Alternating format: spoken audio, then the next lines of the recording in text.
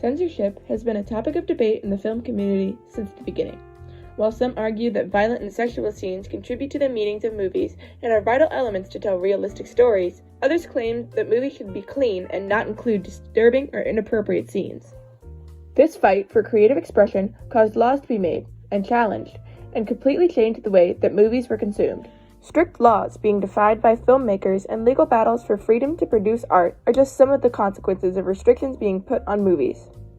The era of censorship regulations and the retaliations against it was a major turning point for the case of artistic freedom and made the entertainment industry completely reconsider their audiences and the films they wished to make. In the early 1900s, motion pictures were a new and fresh art form that quickly skyrocketed into the cultural phenomenon they are now.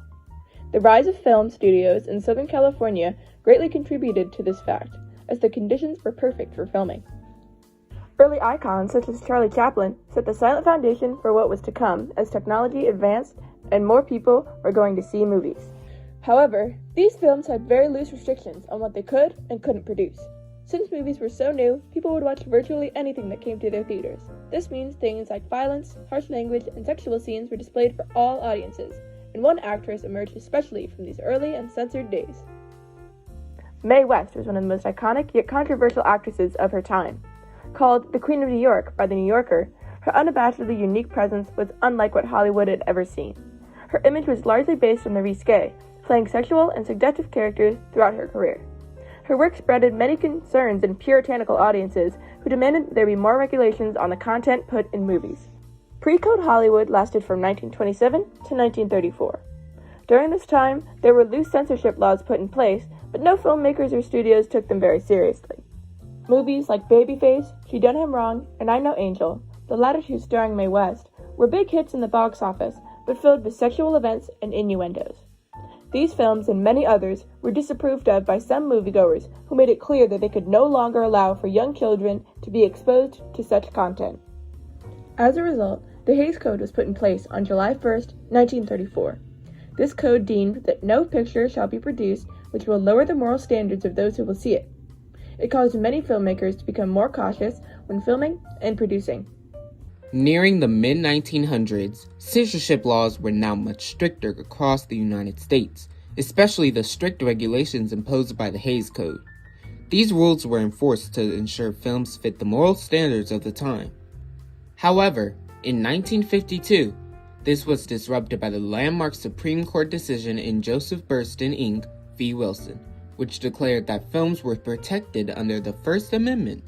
Since then, censorship in the film industry would dramatically decline.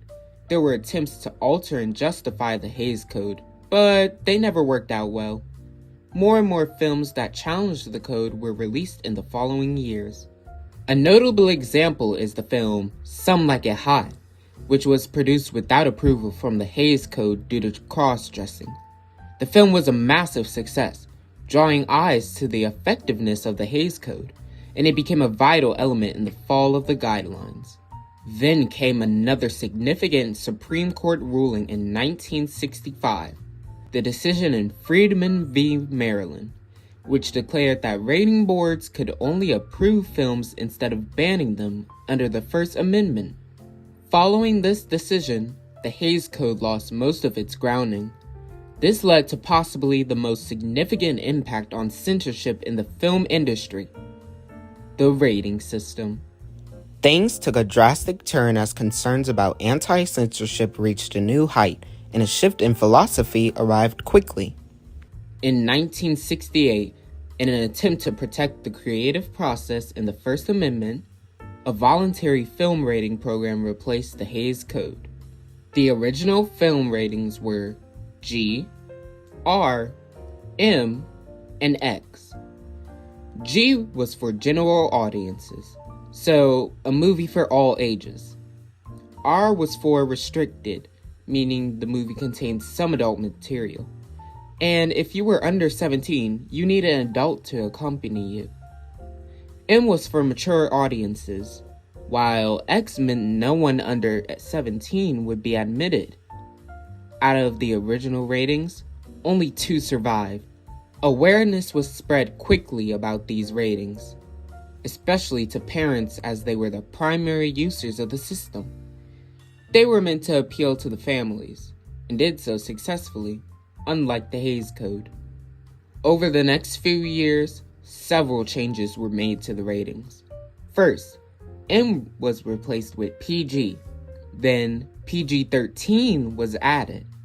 Shortly after, quick descriptions were added to these PG and PG-13 films. In the same year of 1990, the MPAA added the NC-17 rating, since the X rating became heavily associated with pornography. The anti-censorship movement was truly a turning point in history, transforming the film industry into the vast world of movies and shows that we know today. The industry has gone through various eras since the very first movie from the late 19th century. During the early days of film, motion pictures became a massive hit, but they had loose restrictions which led to several controversies. In the pre-code era of Hollywood, the Southern Californian studios found significant success in the industry, while censorship laws continued to be taken lightly and the number of controversies grew. In an attempt to protect the morals of society, the Hays Code was put in place in 1934. This did not work out well. The guidelines were enforced for years until the rise of anti-censorship in the industry. The Hays Code lost more and more of its power as the Supreme Court granted films protection under the First Amendment. And in 1968, the Hays Code was replaced completely with the rating system we know of today. It underwent several changes to keep up with society and has become known as a pillar of anti-censorship in the film industry. All of the eras, all of the censorship laws and the pushback against them, all of the changes over the past century have developed the film industry. It's not just a significant turning point for film, but for entertainment as a whole.